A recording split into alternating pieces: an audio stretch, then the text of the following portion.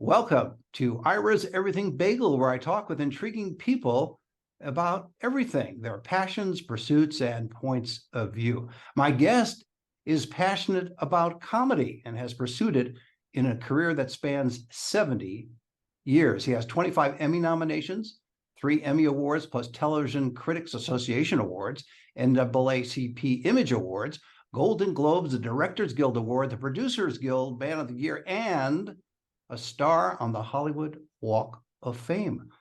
Wow. Yeah. George Schlatter, the creator of Laugh-In, author of Still Laughing, A Life in Comedy, available on Amazon, Barnes & Noble, and all the usual places, and now available as an Audible audiobook. For everything about George, go to georgeschlatter.com. And George, welcome to the show. Thank you. Glad to be here. That's quite an introduction. I had to do it. You're quite the three different people. You're quite the accomplishment. Amazing. I actually did all of that stuff. Yes, you did. Stayed out of jail. When did you? I'm sure you've gotten this question, but I have to ask it. When did you first realize you were funny? In the 6th grade, we did a production of Jack and the Beanstalk, and I played the giant, and I had to be at the top of a ladder and bring a chicken down, and the chicken relieved itself all over my green tunic. And it was a terrible thing, but the audience did laugh, and I heard that laugh, and it was seductive. So I've been working my way through chicken droppings ever since. I ever really heard a big, big laugh, you know? Is it seductive or addictive or both in that case? You mentioned seductive. Seductive way to make a living, you know, it's the best feeling in the world, second best feeling in the world. How do you remember everything? I mean, I can't remember yesterday you were able to write this memoir and do an audio version as well. How do you remember it all? Well, what happened was I would sit in the office and I would just tell stories and I would recollections and things that I'd done.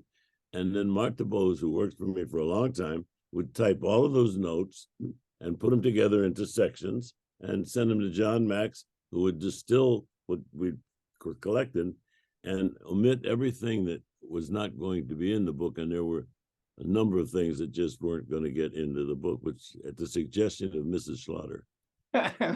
Probably part of my career, part of my life has been colorful. I mean, I worked in Vegas for a long time. Yeah, I want to talk about that because we're based in Vegas. So yeah, you booked Ronald Reagan before he was president. That's right, and it was before he was a politician. Yeah, before he was a politician or a governor or any of that stuff, you booked him. Well, tell us a little bit about your background in Las Vegas. How did you get involved with booking people in Las Vegas? Well, I was working at Ciro's, which was a nightclub on the Sunset Strip, and I started booking comedians into Ciro's, and then that expanded up to the Frontier Hotel in Vegas, and I just knew all the people, knew all the acts, and had relationships with a lot of them from the time I'd spent at Ciro's, and so I just started booking them, and it was very exciting because they were outrageous, and the events that happened. Vegas was outrageous, and it's a large part of my warm and wonderful memory book. Not all of it is included in the book, fortunately. Unfortunately. Well, I think part of it is too that Las Vegas, it was a certain period of time where Las Vegas was not run by corporations, so you had a little bit more fun, I think, in those days, booking and dealing with people. Yeah, it was memorable though. It was run by some very colorful people. Yes. And I survived. Those colorful people are now immortalized in the Mob Museum here in Las Vegas, so I think that works well. Well, the Mob Museum is an unflattering term, you know. It was a collection of characters. Yes, exactly. Colorful characters. Colorful characters, that's good. But that doesn't work. Colorful characters museum versus Mob Museum.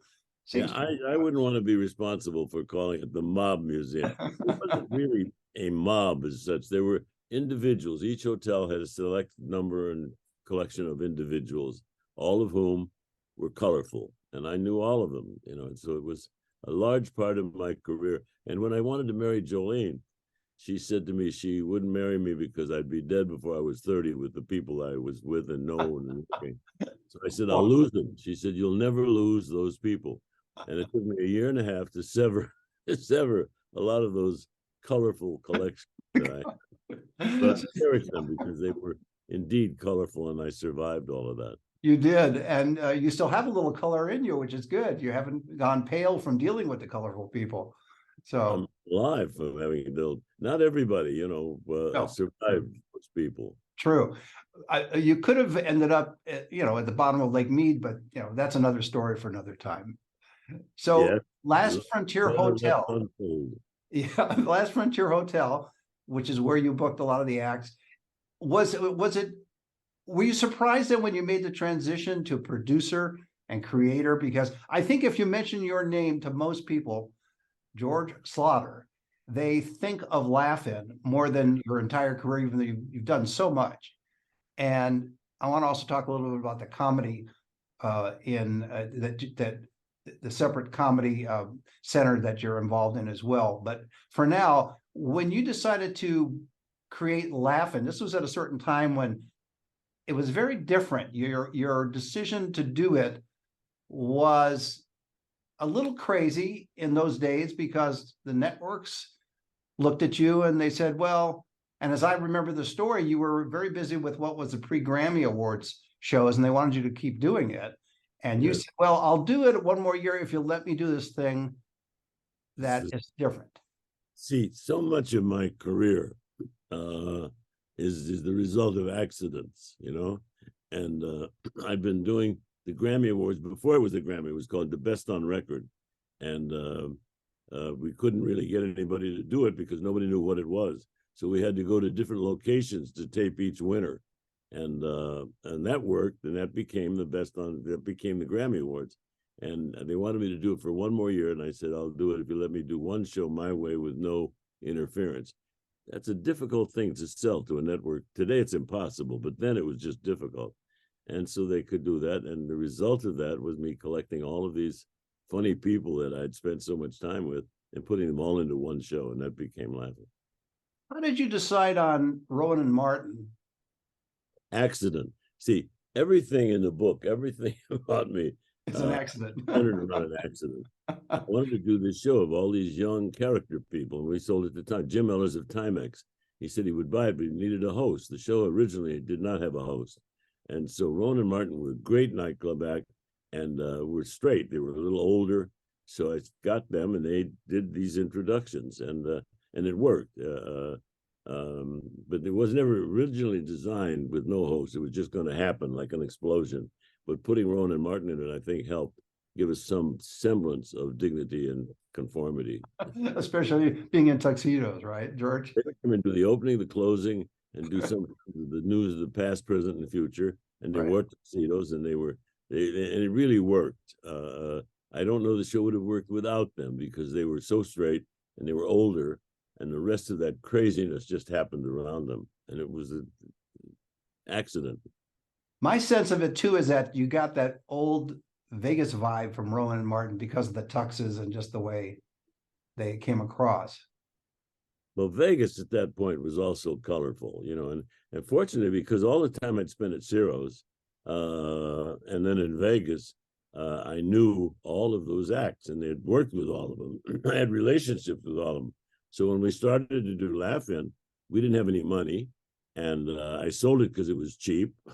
We had this collection of all these young character people, and we didn't have any money to book guest stars. So as a matter of fact, the first year, I think, of Laugh-In, we just stopped people in the hall coming back from the Johnny Carson show, stop them in the hall and say, would you like to do Laugh-In? John Wayne said, I'm not going to do that show with those crazy people. We put that here. Accident. See, if we can treasure and celebrate our accidents, we have a richer life. And I've had a bunch of them. That's true. Most people who have had accidents end up suing, but you actually prospered with a career. Oh, yeah. Well, there's humor in everything. See, there's humor in everything we do. Well, more so, in some activities now, it's funnier than others, but we should celebrate the accidents. Accident is not an accident, it's an opportunity. And certainly I've had enough accidents that I seized on those opportunities. I like your philosophy. I had it on my office wall for a long time, the quote, you're only young once, but with humor, you could be immature forever. That's absolutely right. That's absolutely right. You're waiting to watch when a man's walking down the street. That's not funny. But when he's walking down the street and you see a kid with a pile of snowballs, it's starting to be funny. When you see a top hat on him, it's going to be funny. And then, but the build up to it makes it funny. Just throwing the snowball at the hat isn't funny until you build up this dignified guy and all of that. It's all set up. We must laugh. When a baby's born, you don't have to teach it how to eat, sleep, or laugh. It just naturally laughs, and it's part of our culture. It's part of our physical well-being. And if we can sustain that, we can survive our elections. You don't want to go there, no, because I have opinions on that'll get you canceled. Do you think that your sense of humor has what is the word? Not changed, but is your perspective with humor different at your current age versus 30 years ago, 40 years ago, or 50 years ago? Is there you could even possibly go 60 years ago. Humor's the lubricant. When you're laughing, it just feels better. And as a matter of fact, the ultimate agony, the ultimate pain causes you to laugh when it hurts worse than anything could hurt. I don't believe it hurts as bad. Laughter is our lubricant. It's our panacea, and we must laugh. And we jokes. Some of them we elect. Okay. Yeah. Let's not go there because I'll get you canceled. How did you convince Jolene to marry you? Was it with humor, or was it with looks, or a combination of both? She said she would not marry me because the people I was hanging out with, I'd be dead before I was 30. Correct. Yeah. I don't have to hang out with them anymore. She says, you'll never lose those people. And it took me I severed all of those connections. Right.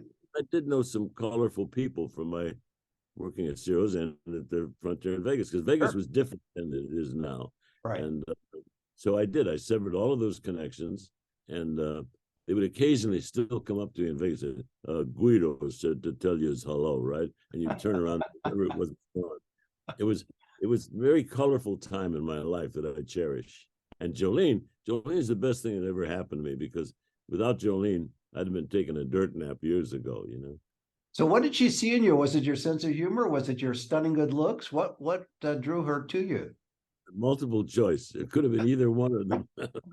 It was Jolene. Jolene was the queen of the Los Angeles County Fair, and she won all kinds of beauty contests. And then one of the prizes was an engagement at the Sands Hotel.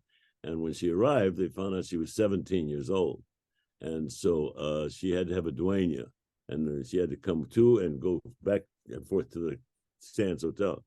And her dueña was Felicia Farr, who was married to Jack Lemmon. Felicia Farr, movie star. And Jolene had to come to and back and forth to the Sands Hotel with Felicia was her guidance, and a man by the name of Carl Cohn, who kind of hovered over Jolene and kept her out of trouble. But Jolene was 17 years old, and but she was gorgeous. And then from there she went on and did Gunsmoke, and then met Ernie Kovacs, who fell in love with her and featured her as his leading lady. And she never knew what she was going to do. He never told her. She'd just show up at the studio, and Ernie would have her do things. Ernie Kovacs bloomed large in our relationship. But what sealed the deal? What sealed the deal, George, in terms of her deciding to marry you, though? In other words, why you as opposed to Jack Lemmon or somebody else? Of course, he was married at the time.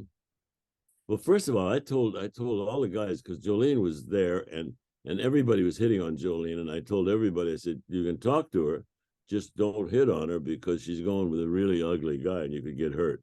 So, I don't understand it. All these guys talk to me, but nobody ever asked me out. I said, look, I'll ask you out. Where they get hurt, right?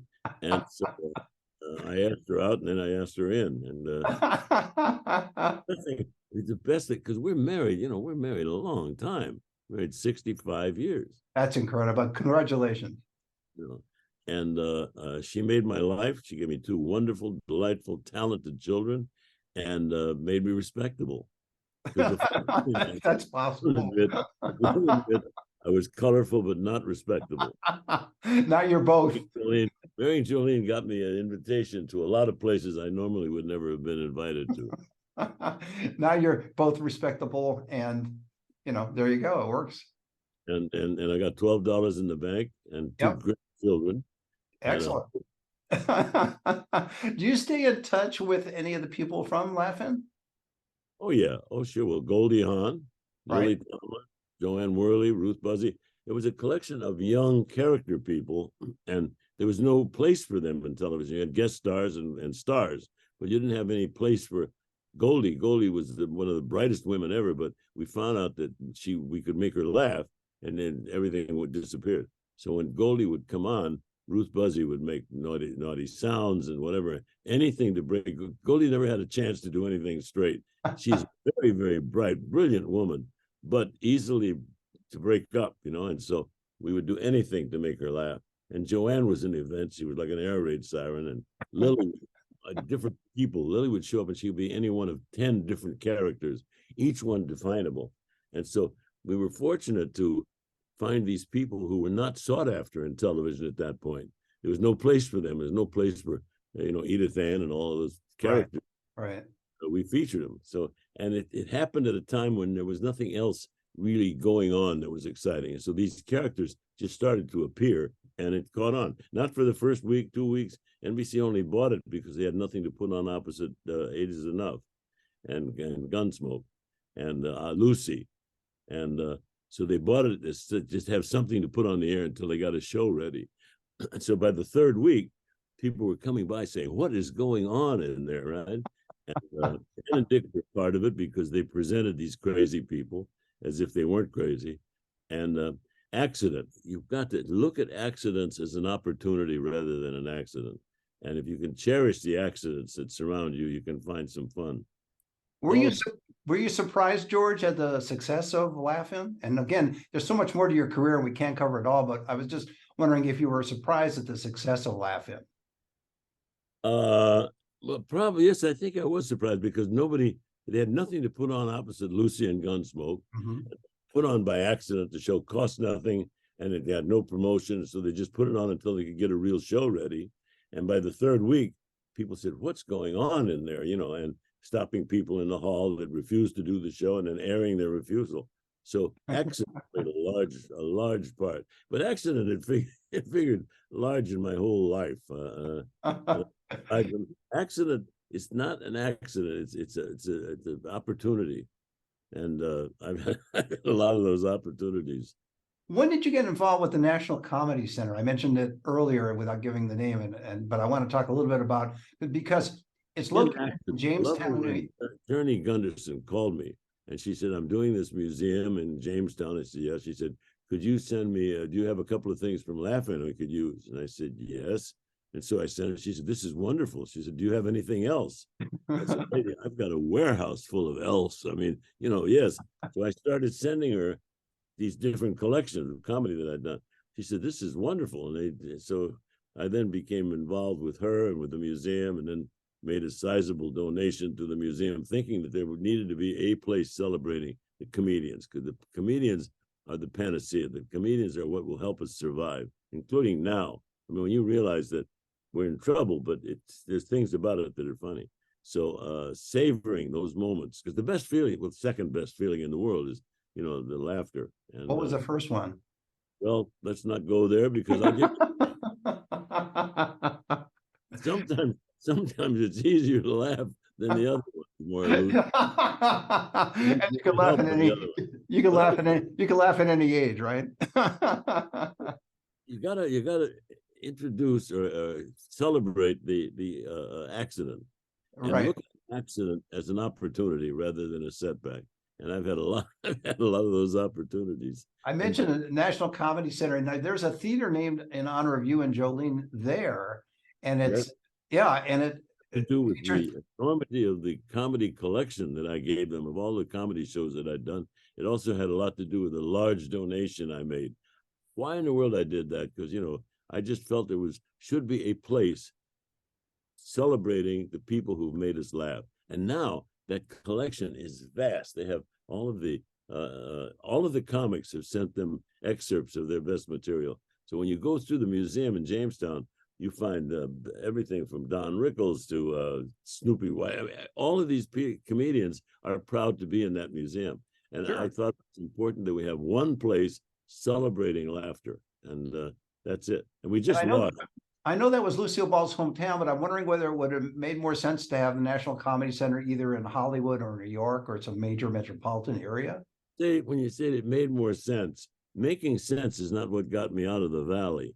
Well, Not that's true. what made what made Yeah, my that- career In opportunity. your case, it was nonsense rather than sense. Literally, where they were going to build this theater. It's a huge theater, and it's named the George and Jolene National Comedy Center, which Right. I'm very, very proud.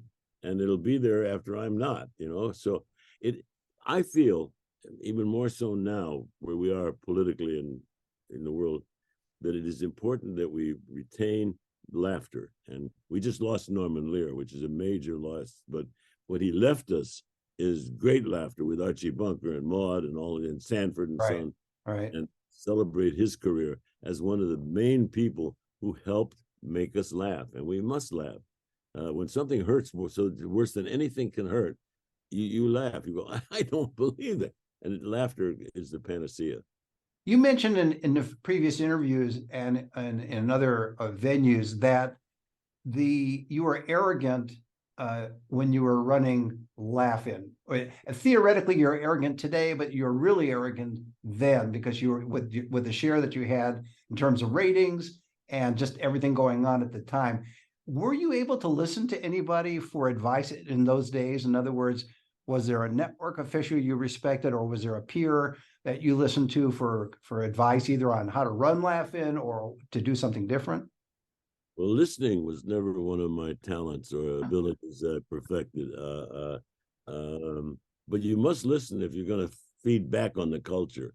When you think about it, where Laugh-In happened, Laugh-In begot the Smothers Brothers and all kinds of other shows. But the success of Laugh-In had everybody in awe because there was no way. It was unknown people in an impossible time period.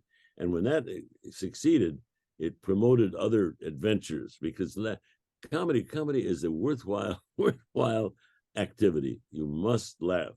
But you were listening to the culture, no doubt. But were there any individuals in your orbit that you listened to for advice during those years of Laugh-In? Well, the comics. I mean, we were not subjected to a lot of parental supervision because what happened was they put it on because they had nothing else to put on opposite Lucy and Gunsmoke. And so we put it on and they weren't going to air it. And so we said, okay, we'd change it. And then we wouldn't change it. We'd go on the air and they'd say, George, what did you do last night? You know what you said? Yes. And we would say things that were outrageous. And what happened, since there was nothing going on opposite Lucy and Gunsmoke, the audience kind of discovered it. And by the third week, we were up getting a big rating. Well, I'm arrogant now, but you should have seen me that long ago with the 60, That's to my point. Was there an individual that you listened to or went to for advice? Man by the name of Herb Schlosser. And he said, he was the one that said, we've got nothing to put on opposite Lucy and Gunsmoke. And so we tried this out and he put it on the air reluctantly, because they had censors. I mean, we had, at one point, we had 5 censors doing nothing but just watching us. And while we were saying to one censor, we couldn't say this, we were saying something else that we couldn't say.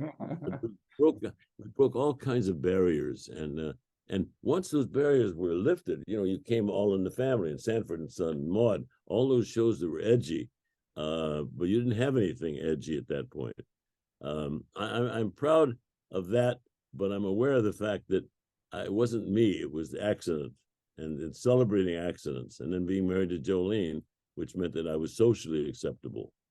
Well, but marrying Jolene was not an accident. So that part we have to say. Pretty much an accident because she, pretty much an accident. She said, I don't understand. All these guys talk to me. Nobody asks me out. I said, I'll ask you out. And so then I would ask her out and she didn't really understand that I told well, she's been stuck with you all these years, so I guess it worked out. But these guys I told if they hit on Jolene, they could get hurt. And so they all talked to her, but didn't ask her out. I was the ugly guy. That's it. The guy that did it. Yeah, exactly. If there's one thing that you want people to take away from the book itself and now available as an audible audio as well, what would you say that was? The necessity to laugh. Laugh, you can survive anything. You can tell the emperor was not very well endowed with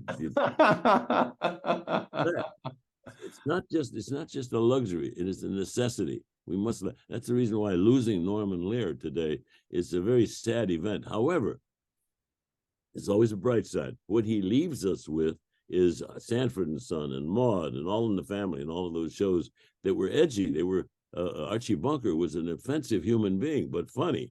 And so we've got to look around us and look at our friends and look at our life and realize that there's always the element of humor in there. Celebrate that and have a good time. And it's the second best feeling you can have. And I talk about the first best feeling and you'll be off the air. Yeah, before I let you go, what are you working on these days? You finished a memoir, and again, it's called Still Laughing, A Life in Comedy, and it's available on Amazon, Barnes & Noble, all the usual places, and Audible audiobook now too as well. So what was that like recording the Audible audiobook? Did you do it in stages over a period of a couple months? That was finding. I couldn't do it myself because my eyesight now is not what it once was. I can still see Jolene, but that's pretty much it. But it was an adventure. See, you can't look at failure as an end. Failure is a thing you stop by on the way to success. Failure gives you opportunities, and I think when you read the book, you'll see in there they're all anecdotes and all episodes in my long and shady career. Shady, I like that. That disappointment, disaster into comedy, and that I think the only thing I can suggest to anybody that is interested, look for funny, and you can find funny everywhere. The guy walking down the street, funny, and it's funny. Not just I don't mean just in Washington now. It's difficult to laugh about what's going on in Washington. However, it's not impossible. I think that's a great way to leave it. My guest has been George Schlatter, the creator of Laugh-In and the author of Still Laughing, A Life in Comedy, available on Amazon, Barnes & Noble, and all the usual places, and now available as an Audible audiobook as well. So for everything about George, go to georgeschlatter.com. And George, thanks for being on the show. Thank you for having me, and I hope I don't get you canceled. No, you won't. And join us every Thursday for a new schmear on Ira's Everything Bagel.